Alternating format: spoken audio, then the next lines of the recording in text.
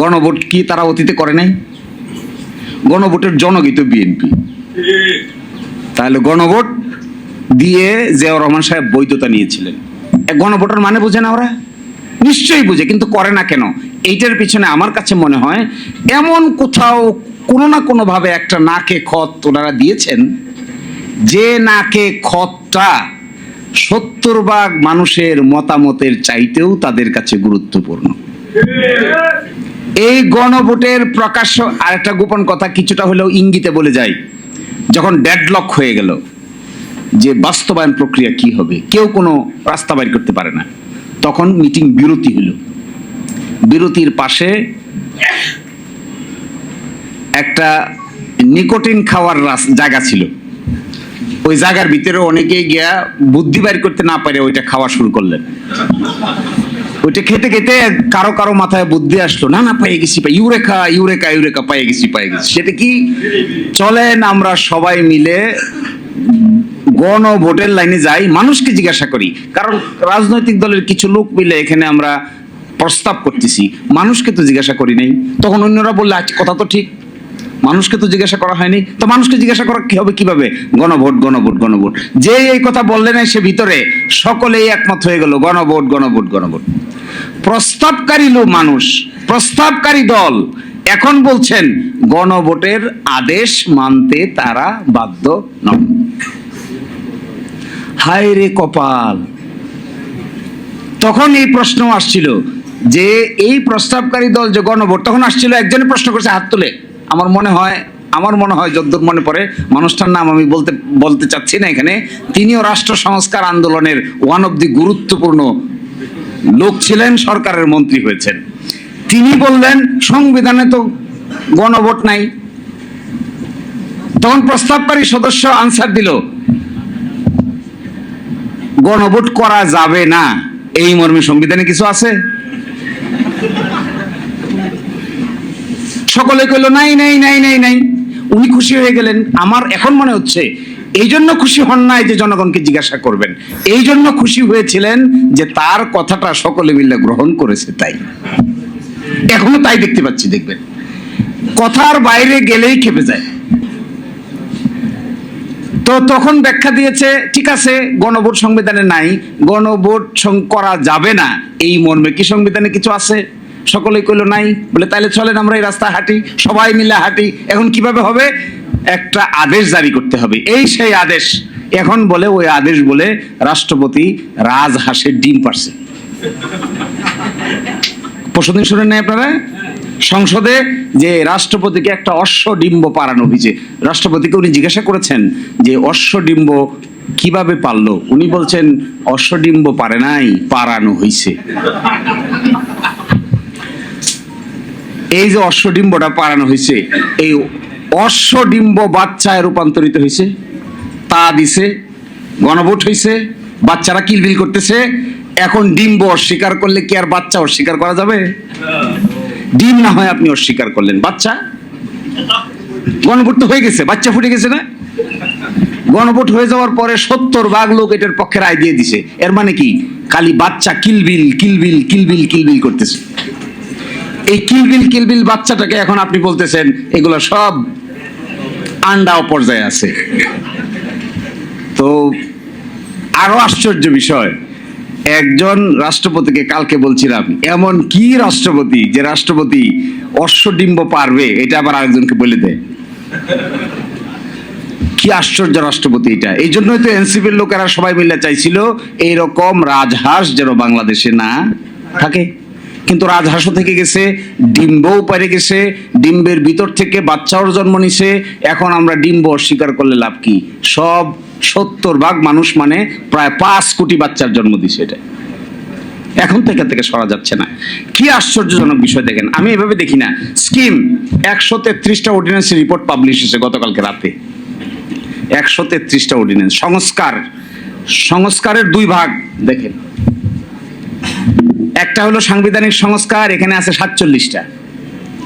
আর একটা আছে সংবিধানের বাইরে অধ্যাদেশ, আদেশ, রেগুলেশন করে করা যাবে, এরকম আছে 37টা। সব মিলে হলো 84টা।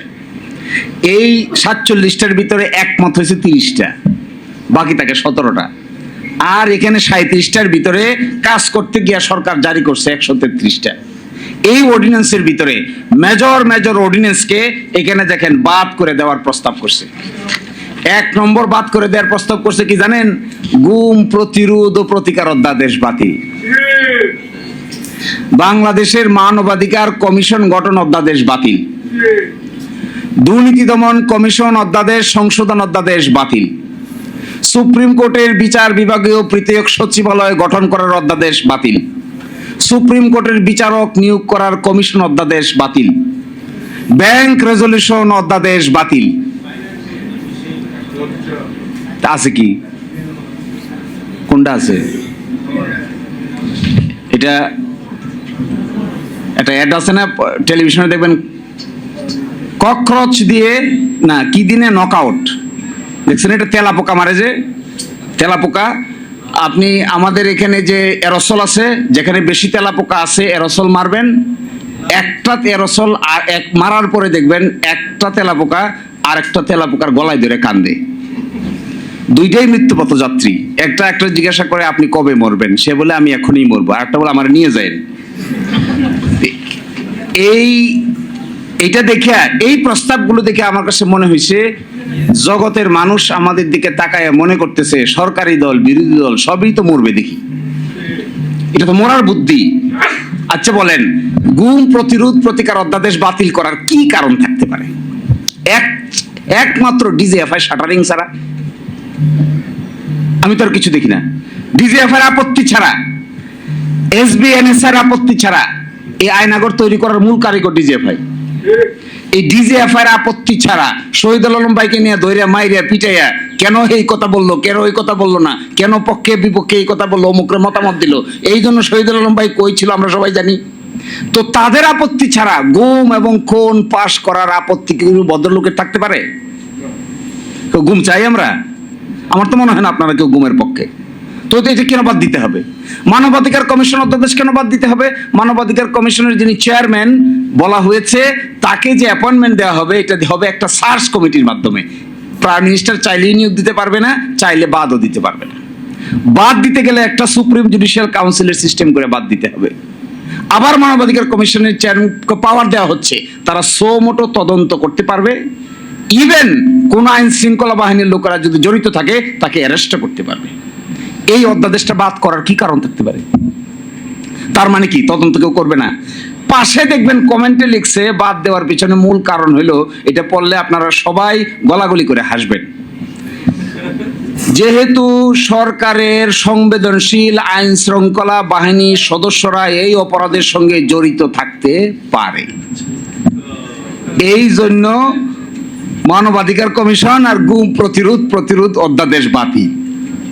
তো গুম তো করবে কে? গুম তো আইন শৃঙ্খলা বাহিনীর লোকেরাই করে নাকি?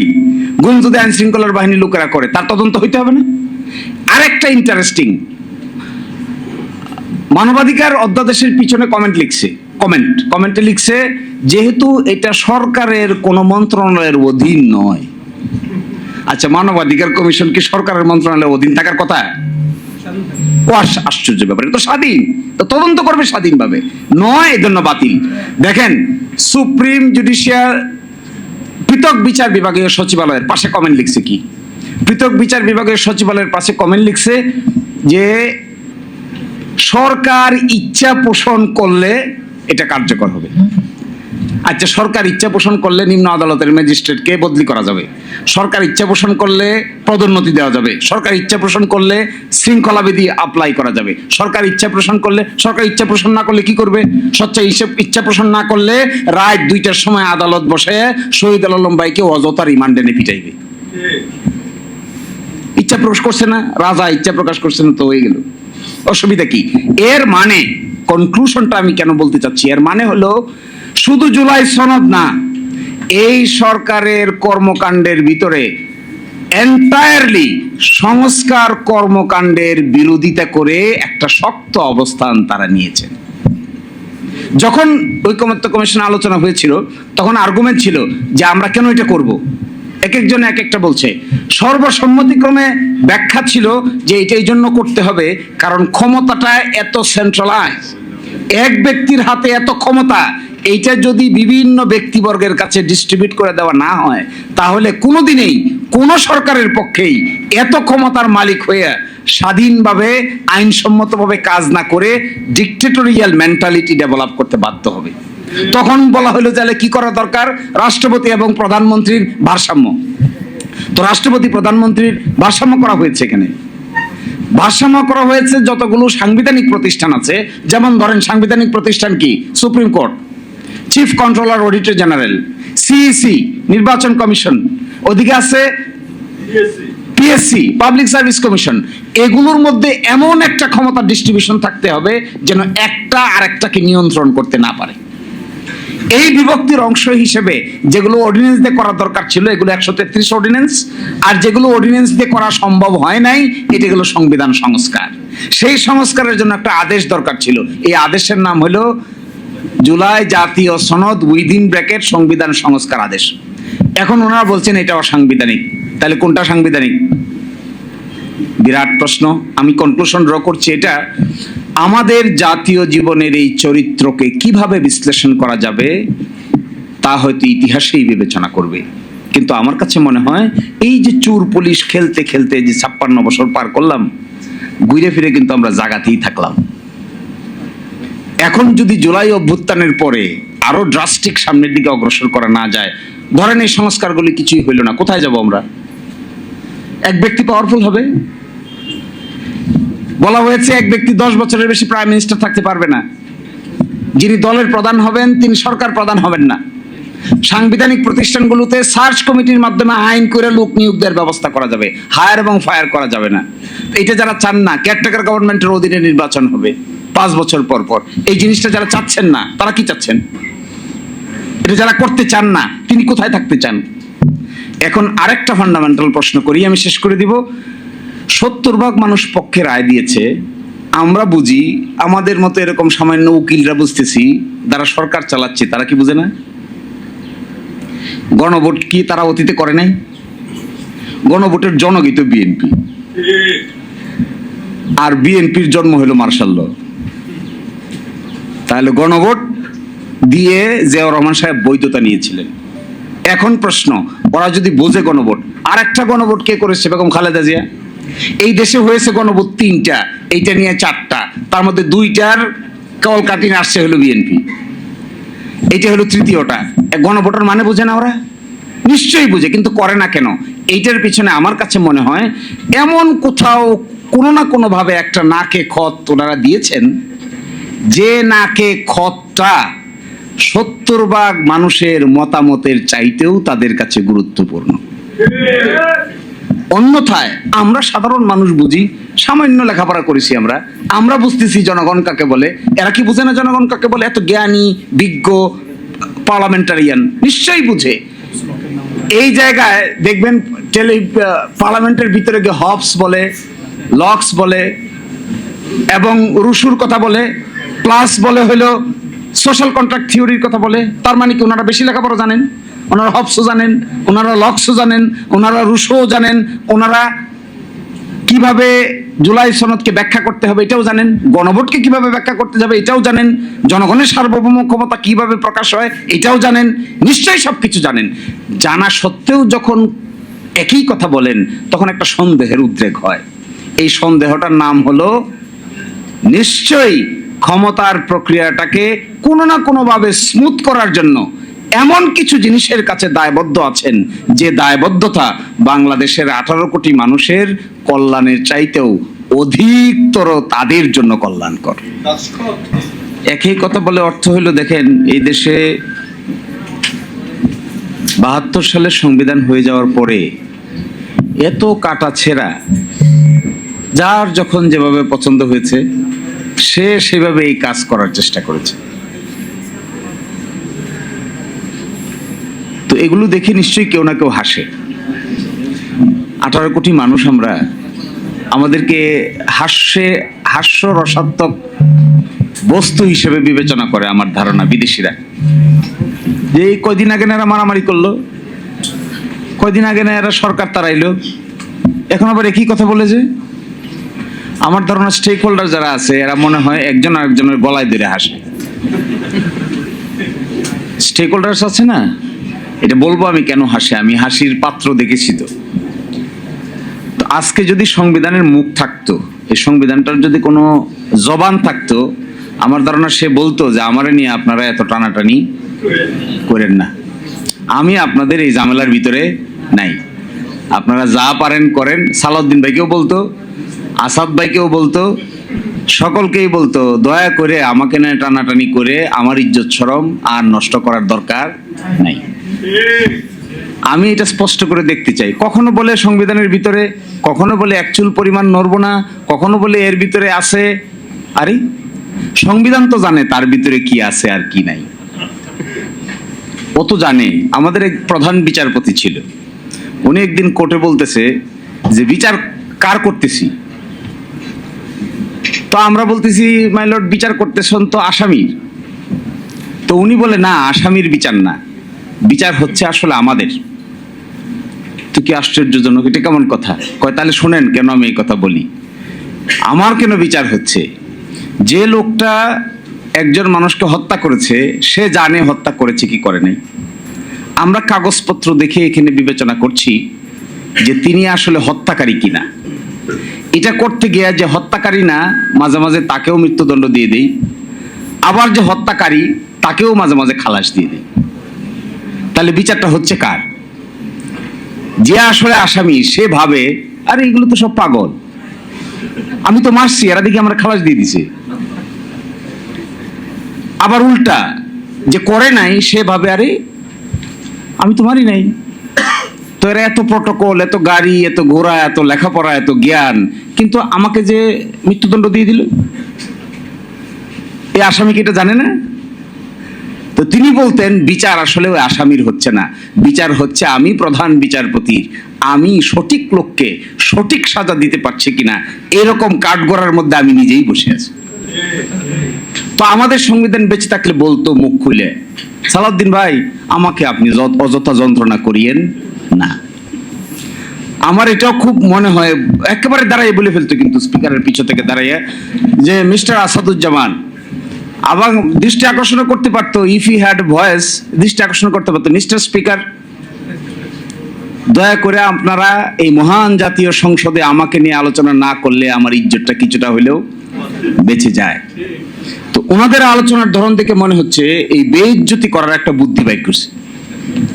একবার বলে সংবিধানের ভিতরে, কোথায় ভিতরে? যিনি অ্যাটর্নি জেনারেল হয়েছেন ভিতরে হয়েছেন, সরকার হইলো ভিতরে হইলো, পার্লামেন্ট ভাঙলো ভিতরে ভাঙলো, সংস্কার হচ্ছে ভিতরে হচ্ছে, ঐকমত্য কমিশনের মেম্বার হইলেন আমার সালাউদ্দিন ভাই, সংবিধানের ভিতরে হয়েছে। সংবিধান পারমিট করে যে ওই কি একটা কোথায় জানি বসে আলোচনা হইতো,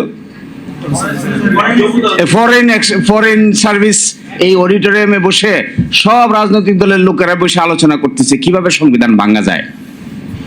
আচ্ছা বলেন তো দেখি, রাজনৈতিক দলের লোকেরা একসাথে বসে কিভাবে সংবিধান ভাঙা যায় এই খবর সংবিধান পাইলে সে প্রতিবাদ করতো না? নিশ্চয়ই প্রতিবাদ করতো। এবং ওই প্রতিবাদ পিড়ি ওই সবার একজন গুরুত্বপূর্ণ সদস্য ছিলেন সালাউদ্দিন ভাই, তার ব্যাপারেও প্রতিবাদ করতো যে আমাকে ভাঙার পরিকল্পনা করতেছেন কোন সংবিধানের আলোকে। এখন এসে হঠাৎ করে বলছেন যে না না না এগুলো কিচ্ছু হবে না, যা করছি করছি, এগুলো সব ঠিক আছে, জাতির স্বাধীনতার ঘোষক এটাও ঠিক আছে, তারপরে এই যে বঙ্গবন্ধু শেখ মুজিবুর রহমানের ছবি টাঙাইতে হবে এটাও ঠিক আছে, এগুলো সবই সংবিধানে আছে, কিন্তু আমরা আপাতত এটাকে আর মানতে পারছি না। তাহলে কোনটা মানতে পারছি?